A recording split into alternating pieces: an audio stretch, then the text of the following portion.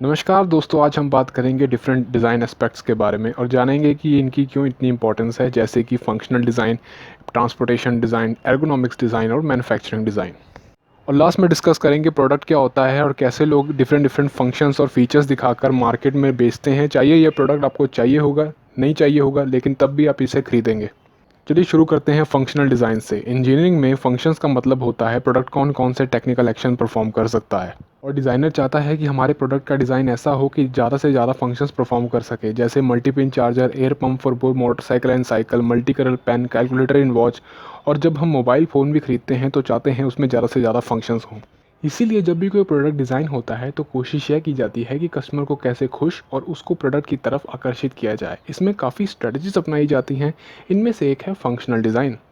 लेकिन प्रोडक्ट को efficiently functions perform करने के लिए डिज़ाइनर को उस पर्टिकुलर ब्रांच की जानकारी होना बहुत ज़रूरी है, जैसे सेंट्रीफ्यूगल पंप के इम्पेलर, स्पायरल केसिंग, सक्शन और डिलीवरी एंड्स को डिज़ाइन करने के लिए प्रॉपर फ्लूइड मैकेनिक्स, और इंजन के सिलेंडर और पिस्टन के डिज़ाइन के लिए लॉ ऑफ थर्मल इंजीनियरिंग की नॉलेज होनी चाहिए। मशीन के एलिमेंट्स जैसे गियर, स्क्रू, लीवर्स और बेरिंग स्ट्रेंथ और फटीग से डिज़ाइन होते हैं। इसके लिए हमें फाइनाइट एलिमेंट मेथड करना पड़ता है, जो कि कंप्यूटर सॉफ्टवेयर एनसिस से बड़ी आसानी से हो जाता है। अब बात करते हैं डिज़ाइनिंग फॉर ट्रांसपोर्टेशन की। जब भी हमें कोई हैवी प्रोडक्ट को बार बार ट्रांसपोर्ट करना पड़ता है, फिर या तो हम उसे पहिए लगा देते हैं या प्रोडक्ट को ही गोल बना देते हैं। जैसे एग्जाम्पल के लिए एलपीजी सिलेंडर। जैसे कि हम जानते हैं कि एलपीजी सिलेंडर काफ़ी हैवी होता है, लेकिन उसे हम आसानी से ज़मीन पर रोल कर सकते हैं। सोचिए अगर वो एलपीजी सिलेंडर गोल की बजाय चौरस होता तो क्या हम उसे आसानी से ट्रांसपोर्ट कर पाते? नहीं। एलपीजी सिलेंडर को उठाने के लिए हैंडल भी होते हैं, जो कि वॉल्व की प्रोटेक्शन का भी फंक्शन परफॉर्म करते हैं। अब बात करते हैं डिज़ाइन फॉर एर्गोनॉमिक्स की। कोई भी प्रोडक्ट आखिरकार इंसान के लिए ही बनाया जाता है। ऐसा भी होता है कि कई बार हमें प्रोडक्ट को घंटों तक यूज़ करना पड़ता है, जिसके कारण इंसान थक जाता है और एक्सीडेंट होने के चांसेस बढ़ जाते हैं।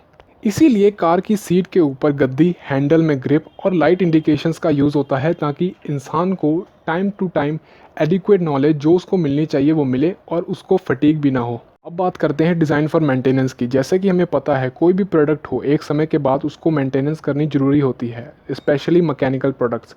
इसीलिए प्रोडक्ट को ऐसा बनाया जाता है कि उसकी असेंबली और डिसेंबली आसानी से की जा सके, और इसके लिए हम क्विक एक्शन हैंडलर्स और लीवर का भी इस्तेमाल करते हैं। अगर मैं सिंपल प्रोडक्ट्स की बात करूं, जैसे मोबाइल का बैक कवर उतर जाता है ताकि हम उसकी बैटरी चेंज कर सकें, पेन और मार्कर को हम रिफ़िल कर सकें, कंप्यूटर के सीपीयू को अपग्रेड, कार के बोनेट से इंजन को मेंटेन कर सकें, और कई मशीनों की ईजिली मेंटेनेंस के लिए प्रॉपर डिज़ाइन होता है।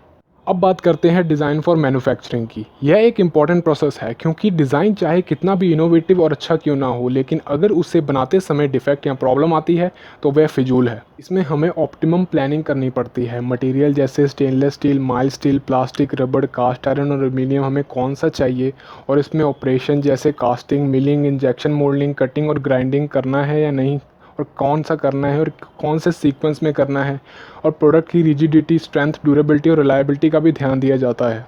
और अगर मास प्रोडक्शन करनी है तो हम एक ही डाई में कितने प्रोडक्ट्स तैयार कर सकते हैं, और ऑटोमेशन एस्पेक्ट का भी ध्यान दिया जाता है। अब बात करते हैं प्रोडक्ट की। प्रोडक्ट वो होता है जो कस्टमर की ज़रूरतों को पूरा करने के लिए बनाया जाता है। यह ज़रूरी नहीं कि फिजिकल हो, यह इमोशनल और मेंटल भी हो सकता है, लेकिन हर एक कस्टमर की डिमांड अलग अलग होती है। इसके लिए प्रोडक्ट के फीचर जैसे शेप, साइज़, कलर, मटेरियल और फंक्शंस को इस तरह बनाया और डिज़ाइन किया जाता है कि डिमांड डेवलप हो उसे प्रोडक्ट को लेकर, चाहे वो प्रोडक्ट कस्टमर को चाहिए भी नहीं होगा, लेकिन तब भी वो प्रोडक्ट खरीदे।